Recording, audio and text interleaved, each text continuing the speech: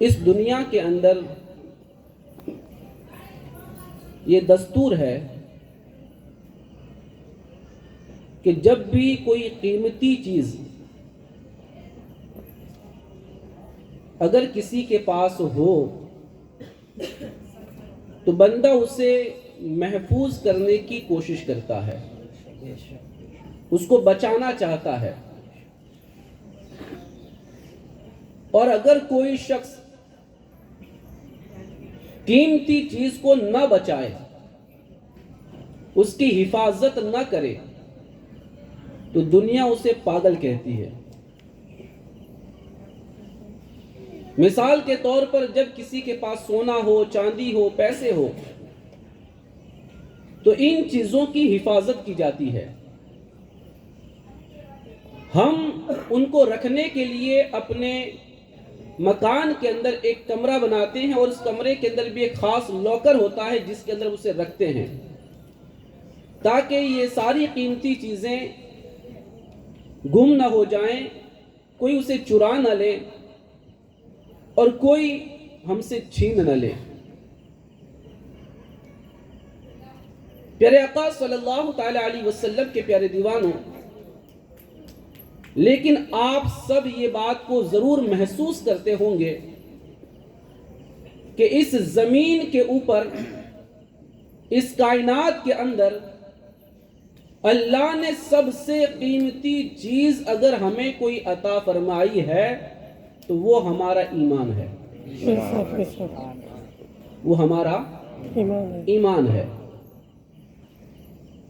ایمان سے بڑھ کر، ایمان سے زیادہ قیمتی دنیا میں کوئی چیز نہیں ہے۔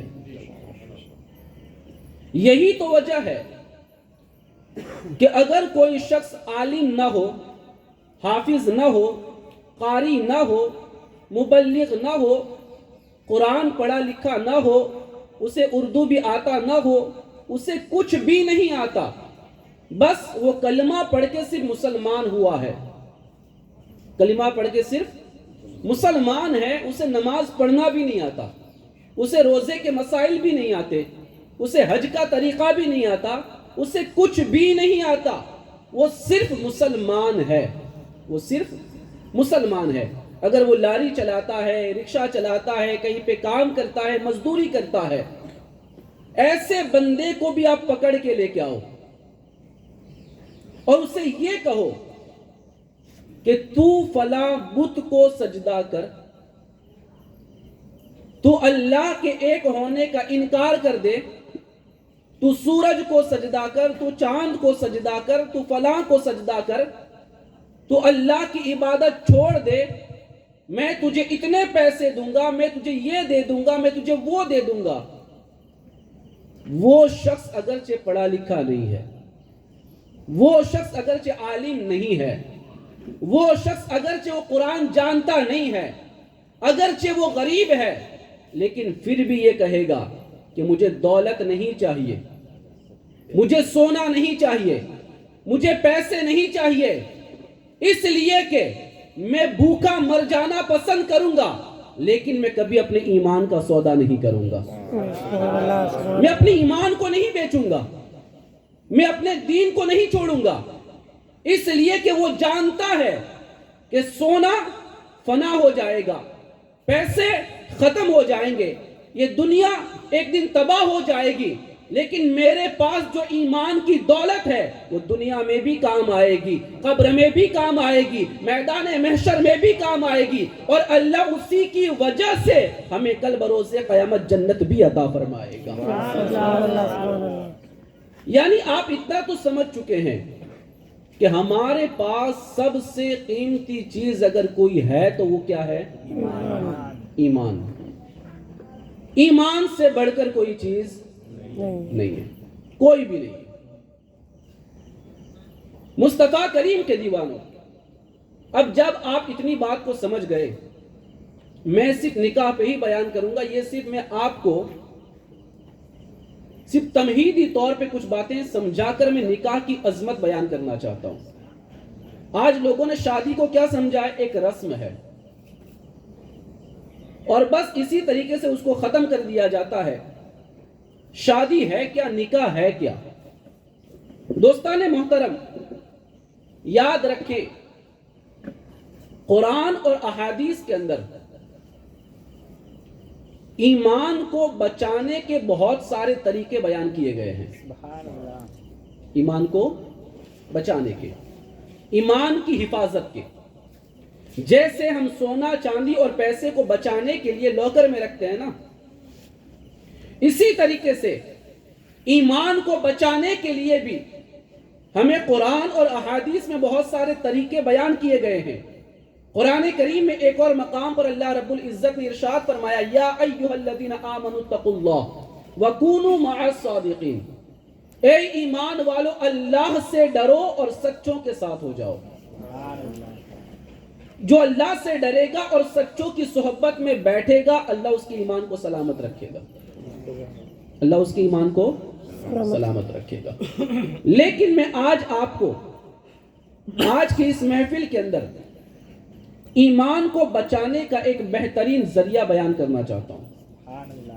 ایمان کیسے بچتا ہے, ایمان کیسے محفوظ رہتا ہے.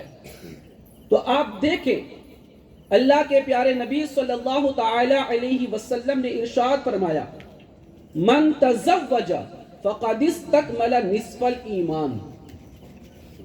حدیث مبارکہ ہے, ہمارے آقا ارشاد فرماتے ہیں جس نے نکاح کیا اس نے اپنا آدھا اسلام محفوظ کر دیا. سبحان اللہ, سبحان اللہ.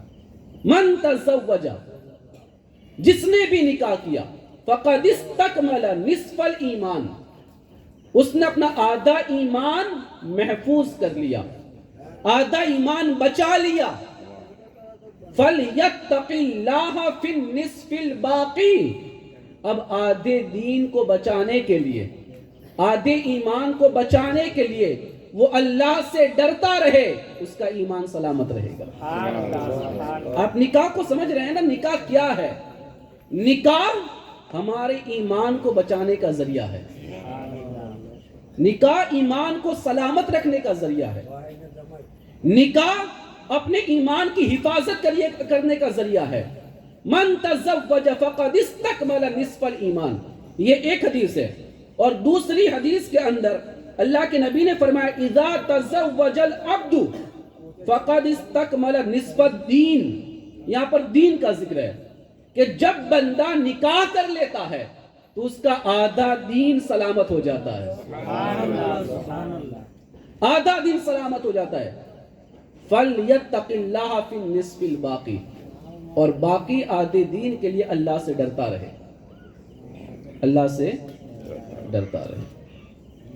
دوستان محترم, یہ تو اسلام ہے جو نکاح کے بارے میں اتنی عظیم بشارت دے رہا ہے کہ آپ نکاح کر لو, اللہ آپ کے اسلام کا, آپ کے دین کو, آپ کے ایمان کو بچا لے گا. آپ کا دین سلامت رہے گا, آپ کا اسلام بچا رہے گا, آپ کے ایمان کی حفاظت ہو جائے گی. ایک دنیا کے اندر آپ دیکھیں دوسری قومیں بھی شادیاں کرتی ہیں, ان کے یہاں بھی منڈپ لگتا ہے, ان کے یہاں بھی کھانا کھلایا جاتا ہے, ان کے یہاں بھی رسم و رواج ہوتے ہیں, ہمارے یہاں بھی رسم و رواج ہوتے ہیں. لیکن ان کی شادیاں دنیا داری کے لیے ہوتی ہے, اور ہماری شادیاں, ہمارے نکاح اپنے ایمان کو بچانے کے لیے ہوتے ہیں, اپنے ایمان کی تکمیل کے لیے ہوتے ہیں, اپنے ایمان کو درست کرنے کے لیے ہوتے ہیں. پیارے آقا صلی اللہ تعالی علیہ وسلم کے پیارے دیوانوں, آپ جانتے ہیں علامہ نعیم الدین مراد آبادی علیہ رحمہ یہ ارشاد فرماتے ہیں کہ نکاح, شادی وہ عظیم اللہ کی عبادت ہے کہ اس کی شروعات جنت سے ہوئی اور جنت تک باقی رہے گی. آپ جانتے ہیں, آپ نے قانون شریعت پڑھی ہوگی یا آپ نے بہار شریعت کا مطالعہ کیا ہوگا, تو یہ اس کے اندر موجود ہے کہ جنت میں کوئی عبادت نہیں ہے, جنت میں کوئی عبادت نہیں ہے, وہاں نماز نہیں ہے, وہاں روزہ نہیں ہے, وہاں کچھ بھی کرنا نہیں ہے. عبادت دنیا میں کرنی ہے, جنت میں تو صرف اللہ کی نعمتوں کو استعمال کرنا ہے, وہاں تو لطف اندوز ہونا ہے, وہاں تو ہمیں سکون سے رہنا ہے, اللہ کی نعمتوں سے اپنے آپ کو سرفراز کرنا ہے, اور وہاں کچھ نہیں کرنا. لیکن آپ یاد کریں, جب اس دنیا کے اندر, اس زمین کے اوپر کوئی انسان نہیں تھا, اللہ نے سب سے پہلے حضرت آدم علیہ السلام کو پیدا کیا, اور آدم علیہ السلام کو بنانے کے بعد ان کو جنت میں رکھا. اور جب جنت کے اندر حضرت آدم علیہ السلام کو تنہائی محسوس ہونے لگی, اکیلاپن محسوس ہوا, تو اللہ رب العزت نے حضرت آدم علیہ السلام کی پسلی ہی سے حضرت ماں حوا کو پیدا فرمایا, تاکہ ان کو سکون ملے, تاکہ ان کو سکون ملے. اور قرآن کریم کے اندر بیوی کے حوالے سے یہ ارشاد فرمایا اللہ رب العزت نے, لِتَسْكُنُوا إِلَيْهَا. کیا فرمایا؟ لِتَسْكُنُوا إِلَيْهَا. ہم نے جوڑا بنایا. کیا بنایا؟ جوڑا بنایا. کیوں بنایا؟ تاکہ تمہیں اس سے سکون حاصل ہو. کیا ہو؟ سکون حاصل ہو. آپ سمجھو, بغیر لائف پارٹنر کی زندگی بیکار ہے. کیوں بیکار ہے؟ جنت میں سب کچھ تھا, پھر بھی حضرت آدم کو سکون نہ ملا. سب کچھ تھا, پھر بھی سکون نہ ملا, اکیلاپن محسوس ہوا, تنہائی محسوس ہوئی, تو اللہ نے ان کے سکون کے لیے حضرت حوا کو پیدا کیا, اور پھر وہاں ان کا نکاح ہوا. بلند آواز سے سبحان اللہ. کیا ہوا وہاں پہ؟ ان کا نکاح ہوا. تو نکاح کی شروعات کہاں سے؟ کہاں سے؟ جنت سے. اور آپ نے یہ بھی پڑھ رکھا ہوگا کہ دنیا میں جس کے ساتھ نکاح ہوتا ہے, دنیا میں جس کے ساتھ نکاح ہوتا ہے, اگر دونوں حالت ایمان پر دنیا سے گئے, دونوں حالت ایمان پر دنیا سے گئے, تو اللہ تعالیٰ یہی رشتہ جنت میں بھی باقی رکھے گا. یہی رشتہ جنت میں بھی باقی رہے گا. یعنی دنیا میں جو آپ کی بیوی ہیں وہ جنت میں بھی رہے گی. تو نکاح جنت سے شروع ہوا ہے اور جنت تک باقی رہے گا. اس کے سوا دوسرا کچھ بھی نہیں ہے. یہ ایک ہی ایسی عبادت ہے جس کی شروعات جنت سے ہے اور جنت تک باقی رہنے والی ہے. اور مصطفیٰ کریم کے دیوانوں, اور دوسرا ہے ایمان. ایمان جنت سے ہے اور جنت تک رہے گا, کیونکہ بغیر ایمان کے جنت میں انٹری نہیں ہے. جنت میں جانے کے لیے ایمان شرط ہے. ایمان ہوگا تو بندہ جنت میں جائے گا, ورنہ وہ داخل نہیں ہو سکتا. مصطفیٰ کریم کے دیوانوں, تو فرمایا گیا کہ نکاح وہ عظیم عبادت ہے. نکاح وہ عظیم عبادت ہے کہ جس کی شروعات جنت سے ہوئی اور اس کا اختتام بھی جنت پہ ہوگا. پیارے آقا صلی اللہ تعالی علیہ وسلم کے پیارے دیوانوں, ہم لوگ نکاح کو ایک معمولی رسم و رواج سمجھ لیتے ہیں. کھانا کھلایا, نکاح پڑھا دیا, بات ختم ہو گئی. لیکن نکاح شریعت اسلامیہ میں کتنا بڑا مقام رکھتا ہے. فرمایا گیا, اللہ کے نبی صلی اللہ تعالی علیہ وسلم ارشاد فرماتے, رکعتان من المتزوج افضل من 70 رکعتا. یعنی کہ جو شخص نکاح کرنے کے بعد 2 رکعت نماز پڑھتا ہے, کتنی؟ 2 رکعت نماز پڑھتا ہے, بغیر نکاح کے 70 رکعت سے افضل ہے. بغیر نکاح کی 70 رکعت سے افضل ہے, اس کی فضیلت زیادہ ہے. یعنی بغیر نکاح کے آپ 70 رکعت پڑھو اور نکاح کے بعد 2 رکعت پڑھو, تو یہ 2 رکعت کا ثواب اللہ 70 رکعت سے زیادہ عطا فرماتا ہے. یہ کیا ہے؟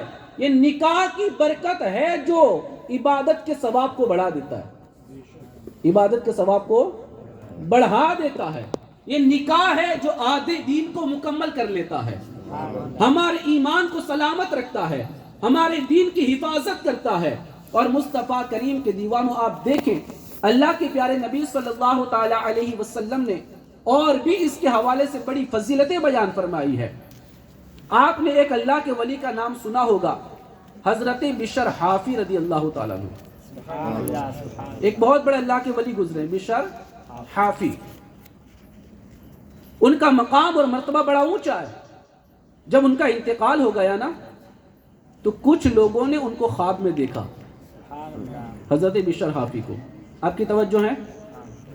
توجہ ہے نا؟ ہاں، بشر حافی کو خواب میں دیکھا، اور خواب میں دیکھ کر کسی نے پوچھا ما فعل اللہ بک، اے بشر اللہ نے تمہارے ساتھ کیا معاملہ فرمایا، کیا ہوا تمہارے ساتھ؟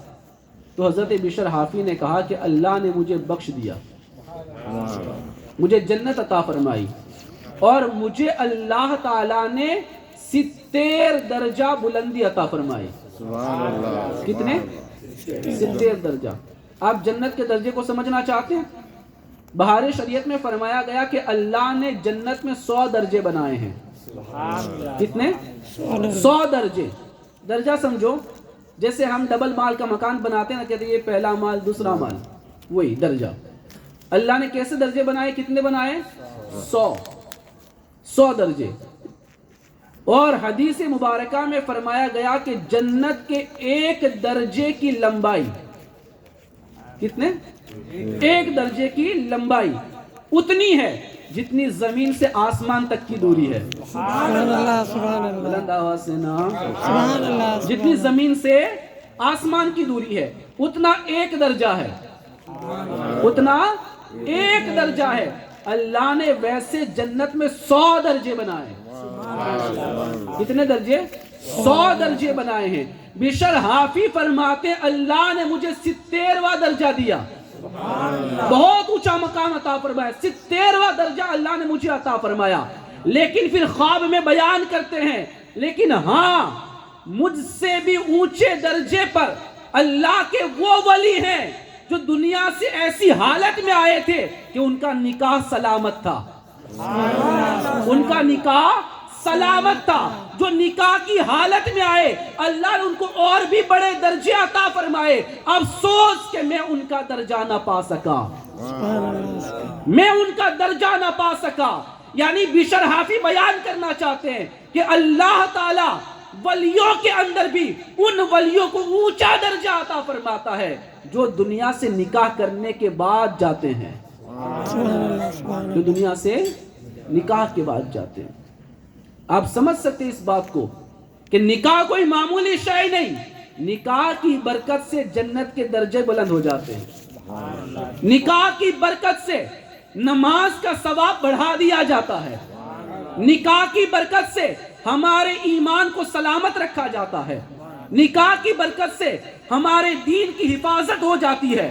نکاح وہ ایسی عبادت ہے کہ بندہ نکاح کرنے کے بعد سجدہ کرتا ہے، اللہ تبارک و تعالی اس کے ایک سجدے کو 70 سجدوں سے زیادہ ثواب عطا فرماتا ہے۔ سبحان اللہ، سبحان اللہ۔ اتنا عظیم نکاح ہے یہ کوئی رسم نہیں، یہ خدا کی عبادت ہے۔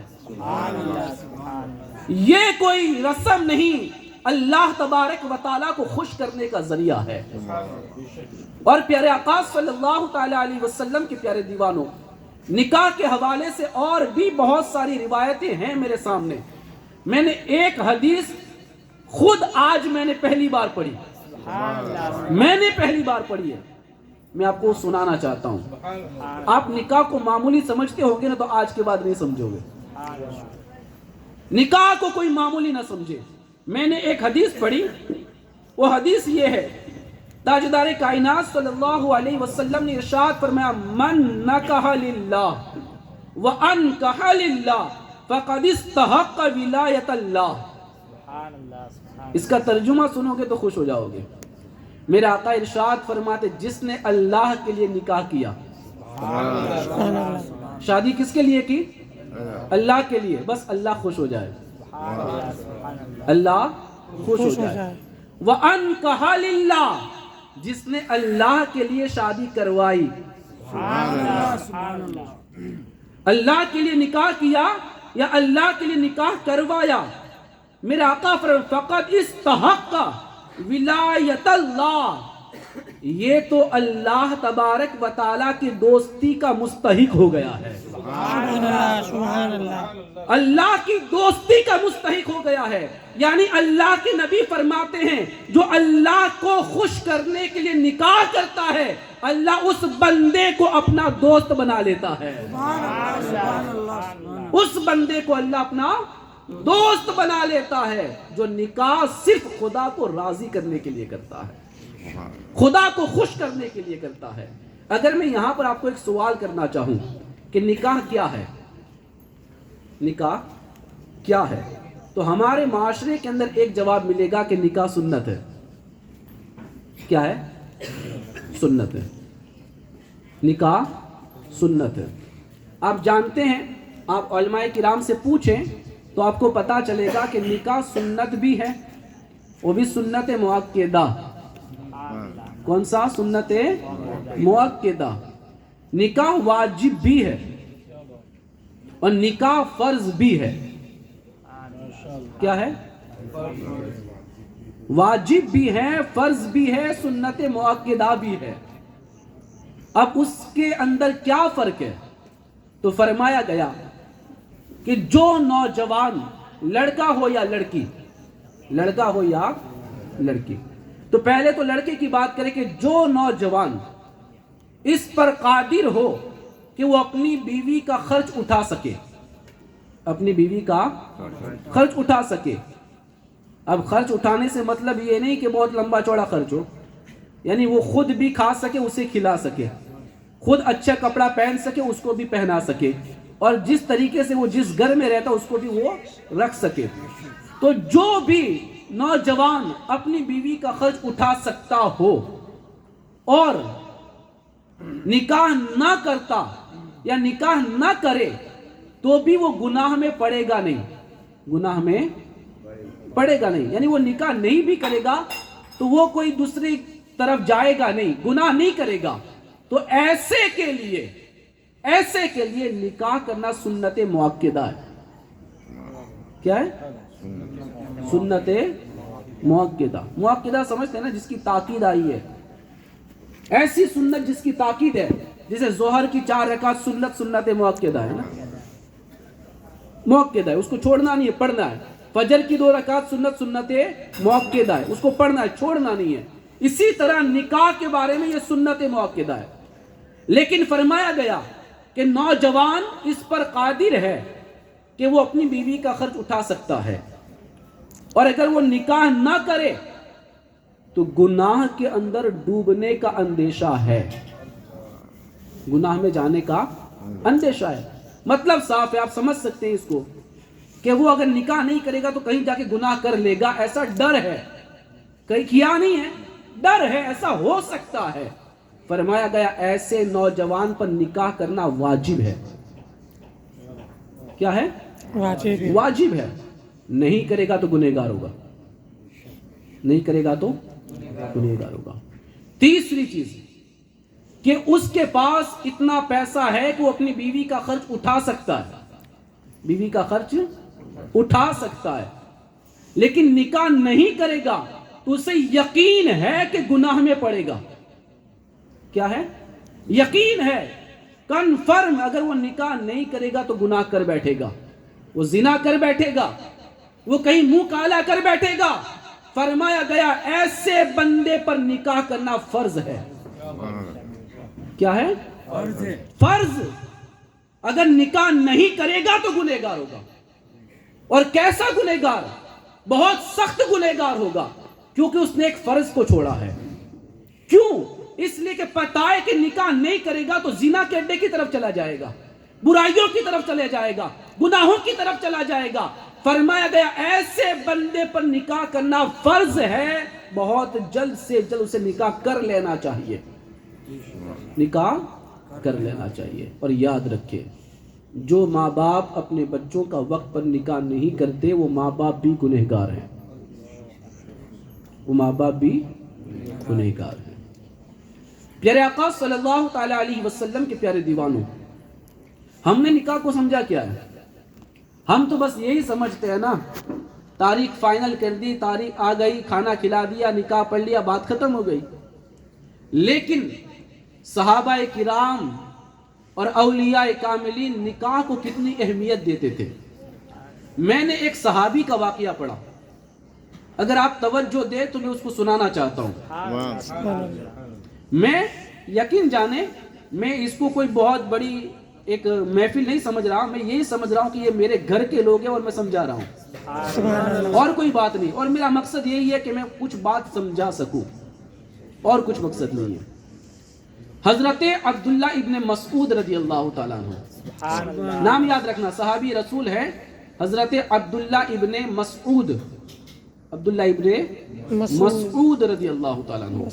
یہ اتنے بڑے صحابی ہیں کہ جب میرے نبی نے نبی ہونے کا اعلان کیا تو 6 نمبر پر جس نے کلمہ پڑھا ہے, سبحان اللہ, سبحان اللہ. کون سے نمبر پر؟ 6 نمبر پر جس نے کلمہ پڑھا وہ ذات عبداللہ ابن مسعود کی ذات ہے. سبحان اللہ, سبحان اللہ.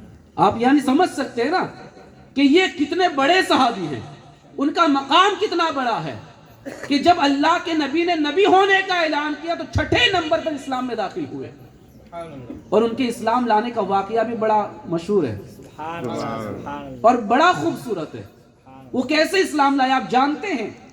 ایک مرتبہ عبداللہ ابن مسعود یہ کسی کی بکریاں چرایا کرتے تھے, ان کی خود کی بکریاں نہیں تھی, وہ کسی کی بکریاں چرایا کرتے تھے. مکہ کے پہاڑوں کے اندر بکریاں چرایا کرتے تھے.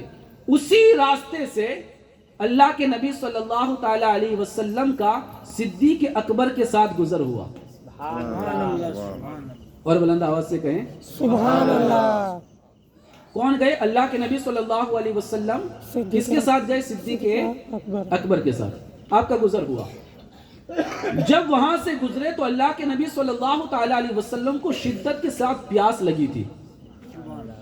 تو میرا آقا نے صدیق اکبر سے فرمایا, ابو بکر دیکھو قریب میں کہیں پانی مل جائے گا یا کوئی پینے کی چیز مل جائے گی.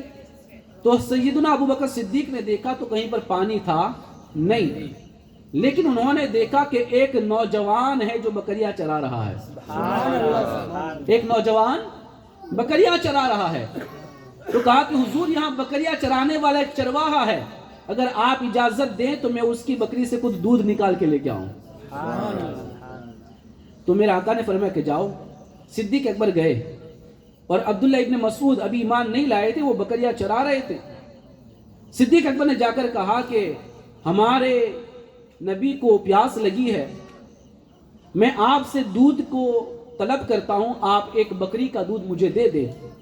تو حضرت عبداللہ ابن مسعود نے جواب دیا کہ یہ بکریاں میری نہیں ہیں, میں تو نوکر ہوں, یہ میرے آقا کی بکریاں ہیں جس کی میں غلامی کرتا ہوں, اور اس کی اجازت کے بغیر کسی بھی بکری کا ایک قطرہ دودھ نکالنا یہ جائز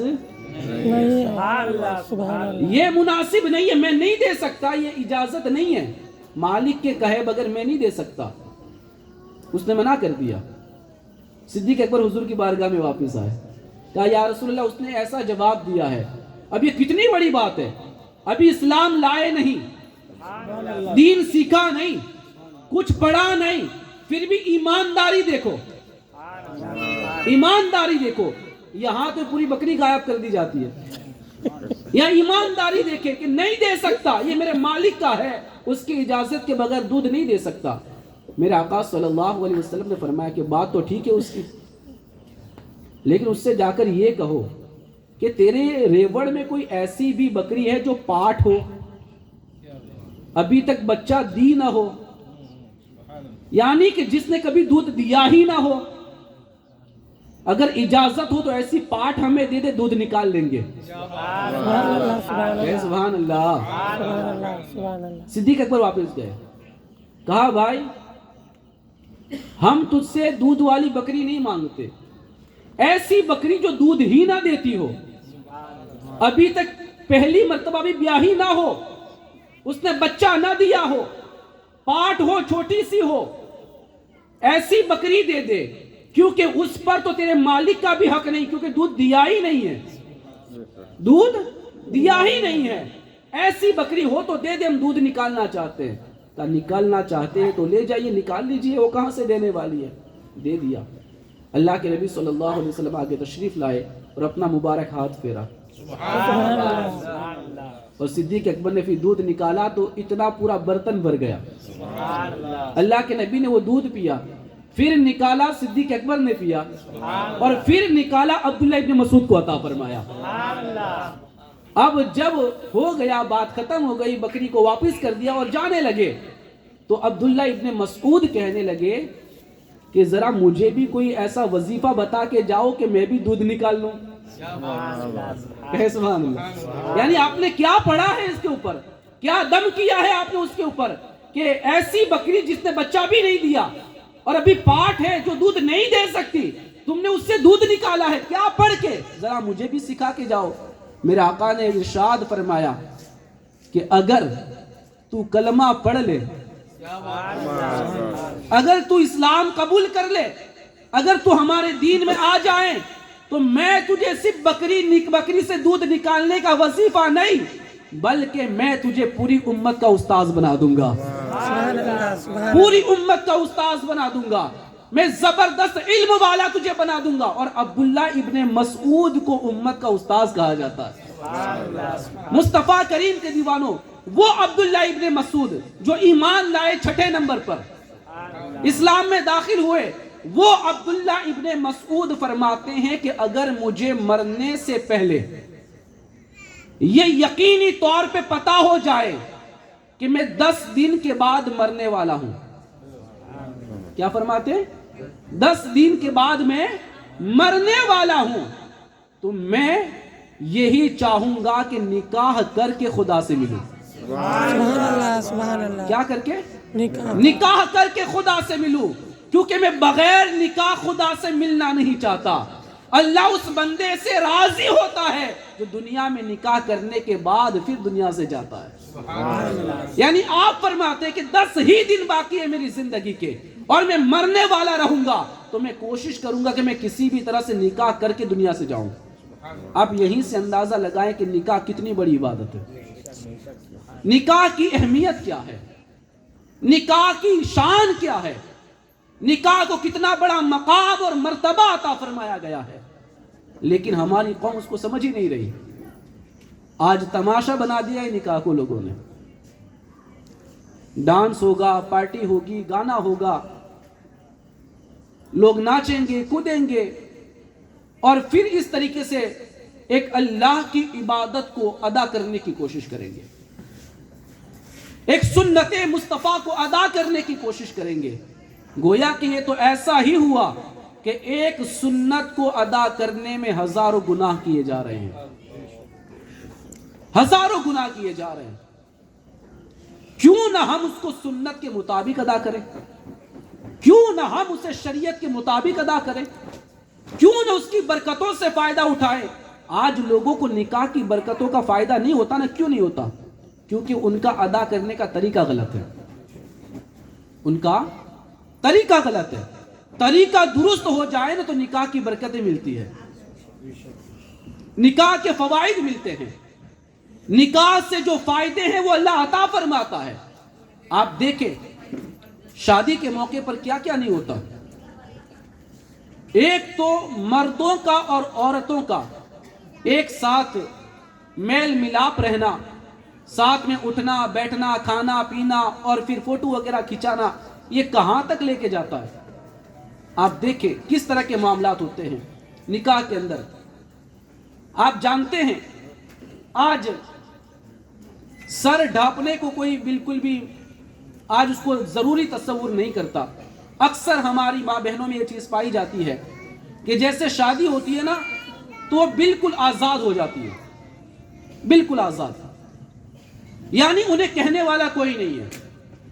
وہ لباس اپنی مرضی کا پہنیں گے, اور اس طریقے سے میک اپ وغیرہ بھی لگا لیں گے کہ نماز بھی نہ پڑھ سکے, نماز کی ادائیگی بھی نہ ہو سکے. بال وغیرہ بنا کر اس کو کھلے رکھنا یہ بھی ایک فیشن بن چکا ہے. مصطفیٰ کریم کے دیوانوں, آپ اس کے حوالے سے دیکھیں تو پتا چلے گا. میں 2 روایتیں آپ کے سامنے پیش کر کے بات کو ختم کرنا چاہتا ہوں. ایک روایت میں نے پڑھی, اللہ کے نبی صلی اللہ تعالی علیہ وسلم ارشاد فرماتے ہیں کہ کسی انسان کے سر کے اندر کیل ٹھوک دینا कील ठोक देना उसके लिए आसान है उससे कि उसका बदन किसी गैर महरम औरत के साथ टच करे, गैर महरम औरत के साथ टच करे। यानी अल्लाह के नबी फरमाते हैं कि अगर किसी पराई औरत के साथ हमारा बदन टच कर जाए ना, बदन छू जाए, ये इतना बड़ा गुनाह है, इतना बड़ा गुनाह है कि अगर इंसान के सर में कील ठोक दी जाए, लोहे की कील घुसा दी जाए, तो ये उसे इतनी तकलीफ नहीं होगी जितनी जहन्नम के अंदर ये टच होने की वजह से अजाब की तकलीफ होगी। समझ रहे हैं इस बात को? आज क्या हो रहा है, लोग हाथों में हाथ डाल के घूम रहे हैं, आज साथ में सेल्फियां ली जा रही है, बेपर्दगी आम हो चुकी है। हमारे यहां निकाह के अंदर कुछ रस्में ऐसी भी हैं जिसमें भी ये सारी मामलात होते हैं। मिसाल के तौर पर हल्दी, जिसको हम पीठी कहते हैं, मैं उसकी इस्लाह करना चाहता हूं। हल्दी की रस्म जायज है, नाजायज नहीं है, जायज है, लेकिन उसमें थोड़ा सा चेंज करना है, थोड़ा सा चेंज करना है। क्या चेंज करना है? याद रखें, जो लड़का है उसको हल्दी वही लगा सकती है जो उसकी महरम हो। क्या हो? महरम। महरम समझा रहा हूं मैं, उसकी बहन, सगी। कैसी? सगी बहन, उसकी मां, उसकी खाला और उसकी फूफी, उसकी फूफी, फिर दादी, नानी वगैरह, यही उसको हल्दी लगा सकते हैं, उसके सिवा कोई लगा सकता नहीं। हमारे यहां जो रस्म है ना कि चचा की लड़की भी आगे लगाएगी, खाला की लड़की भी आगे लगाएगी, मामू की लड़की भी लगाएगी, तो मामू की लड़की, खाला की लड़की, चचा की लड़की, फूफी की लड़की, ये गैर महरम है। क्या है?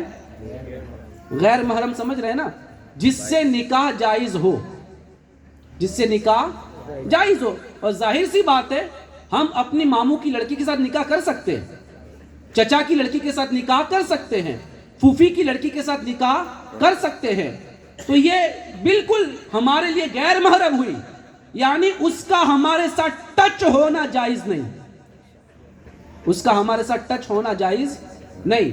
तो अगर कोई हल्दी लगा रहा है तो हल्दी लगाने के लिए जरूरी है कि वो गैर महरम ना हो, गैर महरम ना हो। या तो मोहल्ले की लड़कियां भी आगे लगा देती, सब आगे लगा देते हैं, तो ये जायज नहीं है। अगर उसका बदन हमारे बदन से टच होगा तो ये गुनाह कबीरा है। क्या है? गुनाह कबीरा है। ये मैं इसलिए कह रहा हूं कि शायद कभी किसी के समाज में अगर निकाह के मौके पर इस तरह की महफिलें हो और वो निकाह करना चाहें, तो हल्दी के मौके पर इन चीजों का ख्याल रख सकता है कि वो उसको हल्दी वही लगाएं। और लगाने की इजाजत इसलिए दी गई है ताकि हल्दी लगे तो पता चले कि ये दूल्हा है। क्या पता चले? ये दूल्हा है, इसकी शादी है, उस पे कोई छींटे वगैरह हो हल्दी के, येलो कलर के, तो पता चलना चाहिए कि ये दूल्हा है, उसको हल्दी लगी हुई है। मुस्तफ़ा करीम के दीवानों, हमारे यहाँ तो ठीक है, हमारे यहाँ तो ठीक है, इतना बिल्कुल नॉर्मल पद खत्म हो जाता है। कुछ जगह पे हल्दी कैसी होती है आप जानते हैं? उसमें टमाटर भी मारे जाते हैं, अंडे भी मारे जाते हैं, कलर भी छिड़का जाता है, न जाने कैसे कैसे तमाशे होते हैं। बाकायदा औरतें और मर्द मिलकर होली खेलते हैं। वो डुलेटी में जिस तरीके से कलर चिपकाते हैं ना, इस तरह यहां पर भी मामला हो जाता है।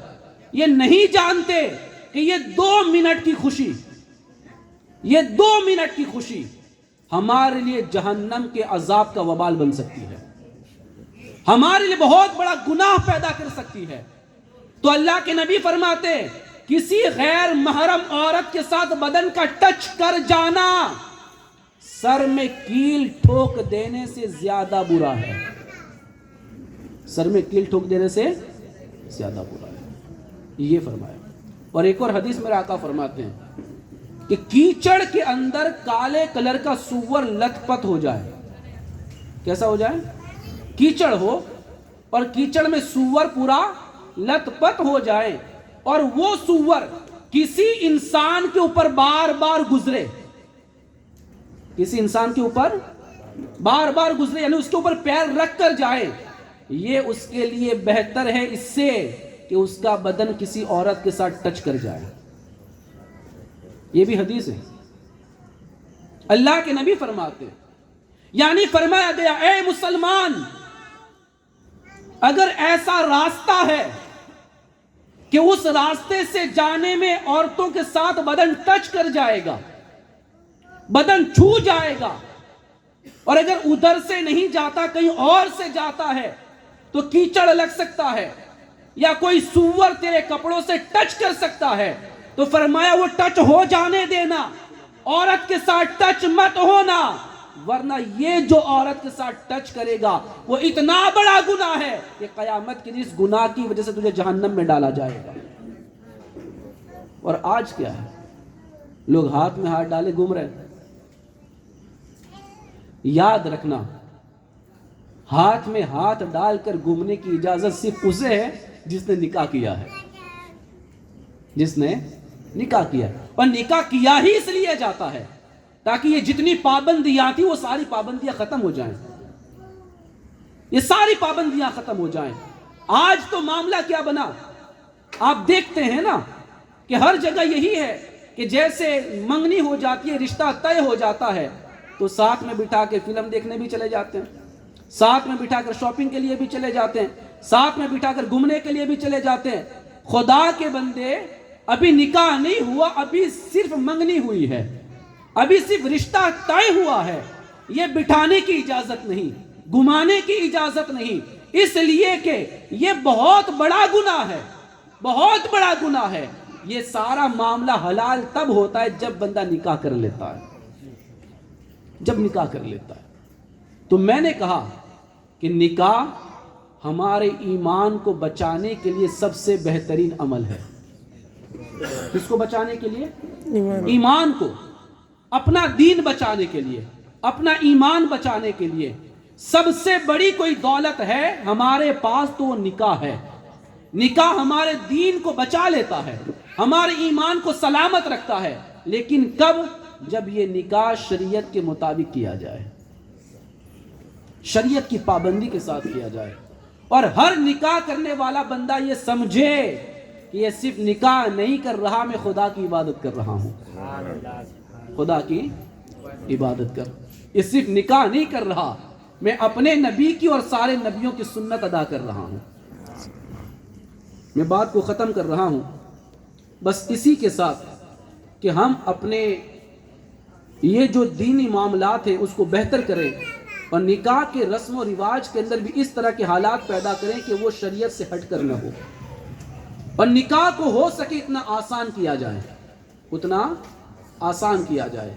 मेरे आका फरमाते हैं उस निकाह में सबसे ज्यादा अल्लाह बरकत अता फरमाता है जो निकाह सबसे कम खर्चे में किया जाता है, सबसे कम खर्चे में। जिस निकाह में कम खर्चा हो उस निकाह में बरकत ज्यादा होती है, उस निकाह में बरकत ज्यादा होती है। फिर 1.5 लाख का डीजे बजाए तो बरकतें खत्म हो जाती है। अभी तानलजा में हमारे यहाँ एक पहचान वाले की निकाह था, शादी थी, 3 लाख की बैंड बजी थी उसमें। कितनी? 3 लाख रुपए की बैंड बजी थी। आप अंदाजा लगाएं कि हमारी कौम कहां जा रही है, ये किस तरह के फुजूल खर्चे हो रहे हैं। अगर कहीं मस्जिद बनती हो और उससे कहा जाए कि 1 लाख रुपया देना है, नहीं देंगे, वहां नहीं देंगे। क्यों नहीं देंगे? वहां उसका नफ्स इजाजत नहीं देता, वहां उसका दिल खड़ा नहीं होता।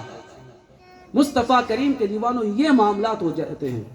तो निकाह को आसान करो, नॉर्मल करो, और अल्हम्दुलिल्लाह हमारे माशरे में यानी कि हमारी पटेल बिरादरी के अंदर निकाह आसान होते ही है, लेकिन हमें इससे भी आसान करने चाहिए, इससे भी आसान करने चाहिए, ताकि गरीबों के लिए निकाह करना और आसान हो जाए।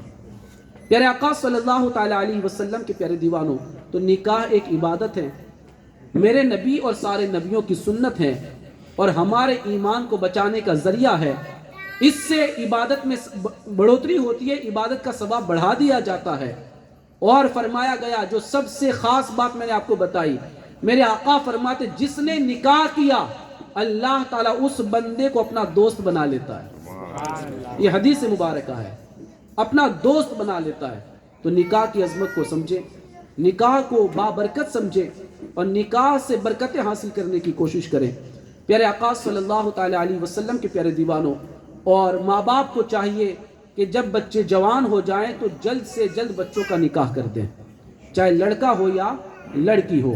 کہیں ایسا نہ ہو کہ آپ نکاح میں دیر کرے اور بچہ گناہ کر لے، لڑکی گناہ کر لے۔ اگر انہوں نے کوئی گناہ کیا تو اس کا وبال ماں باپ پہ آئے گا، اس کی سزا ان کو بھگتنی پڑے گی۔ اس لیے جیسے بچے بڑے ہو جائیں تو جلد سے جلد ان کا رشتہ تلاش کر کے ان کے لیے نکاح کا انتظام کرنا چاہیے۔ اور نکاح کرنے والا بھی ہمیشہ اس بات کا خیال رکھے کہ اللہ کے نبی نے یہ فرمایا ہے من تزوج فقد استکمل نصف الایمان، جس نے نکاح کیا اس نے آدھا دین مکمل کر لیا، لیکن آدھا ہی ہوا ہے۔ کتنا ہوا ہے؟ آدھا ہی ہوا ہے۔ آدھے کے لیے میرے آقا نے فرمایا فَلْيَتَّقِ اللَّهَ فِي النِّصْفِ الْبَاقِي، آدھے دین کے لیے اللہ سے ڈرتا رہے، اللہ سے ڈرتا رہے، اللہ کا خوف رکھے۔ نکاح کے بعد ساری ذمہ داریاں ہمارے کاندھوں پہ آتی ہے۔ ہمیں ماں باپ کو کیسے ہینڈل کرنا ہے، بیوی کو کیسے رکھنا ہے، رشتہ داروں کے ساتھ کیسے سلوک کرنا ہے، یہ سارے معاملات ہمیں سمجھنے پڑتے ہیں اور اس کے مطابق ہمیں زندگی گزارنی ہے۔ نہ ماں باپ ناراض ہونے چاہیے، نہ بیوی ناراض ہونی چاہیے، نہ رشتہ دار ناراض ہونے چاہیے، سب کو خوش کر کے چلنا، یہی تو اللہ سے ڈرنا ہے، یہی تو اللہ سے ڈرنا ہے۔ اور بندہ اگر نکاح کر بیٹھا اور نکاح کرنے کے بعد وہ حق ادا نہ کر سکا، نہ بیوی کا حق ادا کر سکا، نہ ماں باپ کا حق ادا کر سکا، نہ رشتہ داروں کا حق ادا کر سکا، تو فرمایا جائے گا کہ اس نے نکاح کرنے کے بعد آدھا دین تو مکمل کیا تھا لیکن وہ دوسرے آدھے کو بچا نہ سکا، اور اس کے لیے وبال اٹھانا ہوگا، اسے اور بھی زیادہ مصیبت اور مشقت کا سامنا کرنا پڑے گا۔ مصطفیٰ کریم کے دیوانوں، یہی وجہ ہے کہ جب نکاح پڑھایا جاتا ہے تو نکاح کے خطبے میں 3 آیتیں پڑھی جاتی ہیں۔ کتنی؟ 3 آیتیں، اور وہ تینوں آیتیں اللہ سے ڈرنے کے حوالے سے، اللہ کے ڈرنے کے حوالے سے۔ یا ایھا الناس اتقوا ربکم، پہلی آیت کریمہ، دوسری یا ایھا الذین آمنوا اتقوا، اور تیسری میں بھی یا ایھا الذین آمنوا اتقوا۔ یہ تینوں 3 آیت کریمہ کا ایک ہی مطلب ہے، اے ایمان والو اللہ سے ڈرو۔ پہلی آیت میں اے لوگو اللہ سے ڈرو، اور دوسری 2 میں اے ایمان والے اللہ سے ڈرو۔ میں کہتا ہوں نکاح کے وقت یہ آیتیں کیوں پڑھی جا رہی ہے؟ خطبہ نکاح میں یہ آیت کیوں پڑھی جا رہی ہے؟ یہاں کیوں اللہ سے ڈرنے کو کہا گیا ہے؟